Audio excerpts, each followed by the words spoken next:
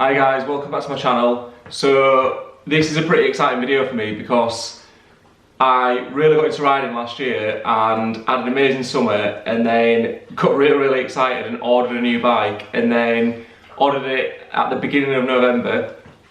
Still potentially some good months to ride, and obviously once winter's over and done we can get back on your bike. However, I decided to order a new Propain, which is a brand in Germany. And originally, when I ordered it at the beginning of November, it was only meant to be, I think, 5-6 weeks delivery. So it was due to get delivered to me on the 11th to the 16th of December, I think it was. Anyway, understandably, the pandemic in Germany caused production and supply issues. So things were delayed, and my build date ended up getting put back, I think, by just over 2 weeks. So it wasn't actually built until the new year. And then Brexit happened, which massively affected every product coming into this country, and it just caused absolute chaos for Propain basically. And I only just took delivery of this yesterday, which was the, what day are we on? 19th of March. So 5 months and 16 days I've been waiting for this stupid bike. So 5 months and 16 days I've been waiting for this bike, and as people know, when you're used to riding every weekend and you absolutely love it, it's been torture. We've had a pretty bad month in England, so there's been a few months where I can't ride, but at least for the past 5-6 weeks we've been able to get out, and I've just not been able to. So I really just wanted to just give a little bit of information on that before I actually build the bike, because Propain come across like a really good brand, and after a certain point they were genuinely really helpful. However, they were only really helpful because I was so frustrated that I had to escalate it to basically directorship level, and just say that I was so unhappy. I never got any communication. Like over here, if you contact customer services at any company, you usually get a response within 24 hours.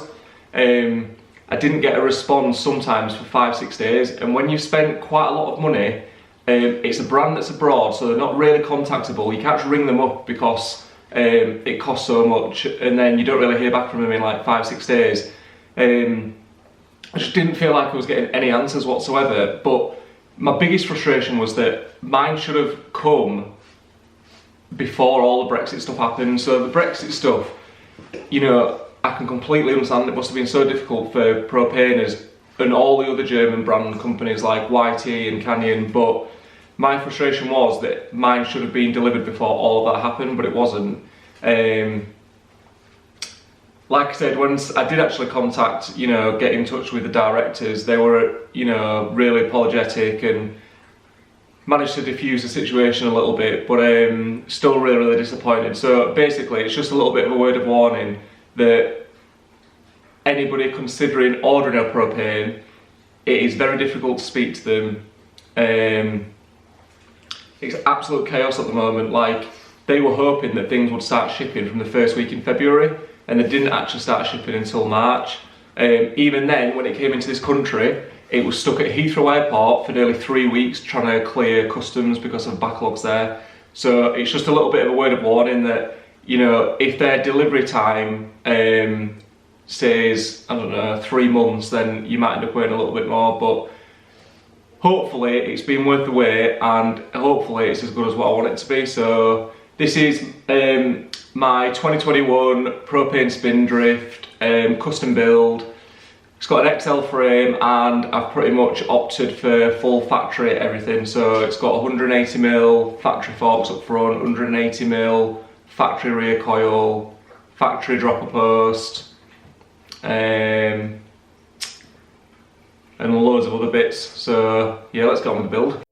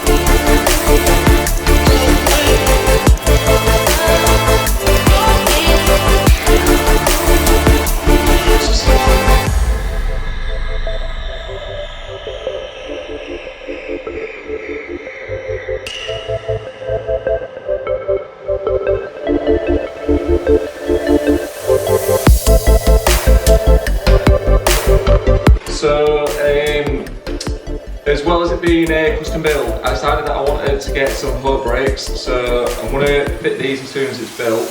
I think it came as standard with SRAM GR2, so I'm just going to sell those. I just really wanted some hooks. I know a lot of friends that use them and say how good they are and solid they feel after, you know, months and months of riding. So also got some new grips. So I've got some Braided Death grips, and got some new Proof Horizon downhill pedals, the Sandhill ones.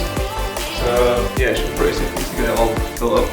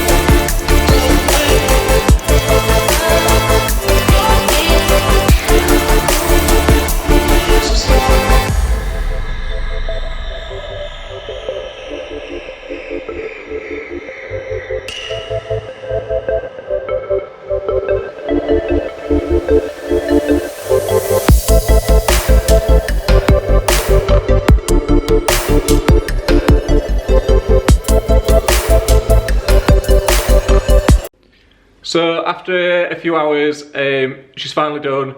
Ended up stopping recording halfway because I had to get one of my friends to come round and give me a hand pushing this little nipple on. So when I took the hose brakes over, you've got, on the braided hose, when you cut it off, you've got to push this like nipple back on that then goes into the chamber, and I needed this special tool to do it because it's like absolutely impossible without. So he came over and did it. Completely forgot to start the recording of the build again, but you got to see the unboxing and building most of it on the stand and stuff anyway. But she looks awesome, had a little blast on the street, and rides as good as just it looks. So can't wait to get out on the trail. So this is it.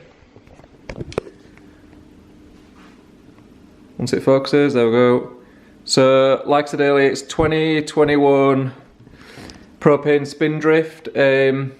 This is classed as a free ride bike, so it's got 180mm Fox 38 forks. It's got the Fox factory rear coil and the factory dropper post. I went for the 29er just because I'm 6'4", pretty big guy, and I just thought for going down the trails, like, I feel like it would be more suited to my kind of size. I know people say they're not as playful as a 27.5, but like, because I am bigger and, you know, weigh like 15 stone, I can kind of throw the bike around a little bit more. So it's a XL frame, which compared to my YT Jeffsy actually feels a little bit smaller, and that was a double XL, which is quite weird. It's so different as well, like geometry wise. This feels like you're in a little bit of a monster truck, but in a really good way. You can definitely tell it's like a really slack angle in comparison. But then again, like the GFC is a trails bike, so yeah. So as well as the build, what I've done is I've then fitted these Hope Tech E4s. So went for orange caliper and black rotor, and then orange rotor bolts. I kind of felt if I'd have gone for orange rotors, it might have been a little bit too much. So yeah, these are the bad boy 38s. And so with this build as well, I decided to go top spec everything, because like I said, it's like a custom configurator. So I like ticked all the best options. However, I didn't want a good group set just because it's one of the things that went wrong a few times on my last bike, and it's just a lot to replace if they go wrong and if you bend or bash something. So to me, it wasn't really critical to go for expensive gears or expensive cranks. Like, not bothered about carbon cranks, and wheels as well. I just spec'd the normal Stans flow wheels, which come as like the base model on the Spindrift. Didn't want carbon wheels. It scares the life out of me to think that if you smash one, you're talking like well over £1,000. So